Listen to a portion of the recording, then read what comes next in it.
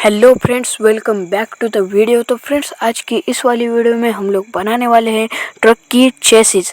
तो friends, chassis बनाने के लिए हम लोगों को पीवीसी शीट की ज़रूरत पड़ेगी और हम लोग पीवीसी शीट को इस तरीके से काट लेंगे और इस तरीके से दो पीवीसी शीट को मिला के हम लोग एक बना लेंगे और ऐसे हम लोगों को दो बना लेने हैं। तो फ्रेंड्स, अगर ये वीडियो आपको पसंद आई तो लाइक कर देना और चैनल को सब्सक्राइब ज़रूर कर लेना।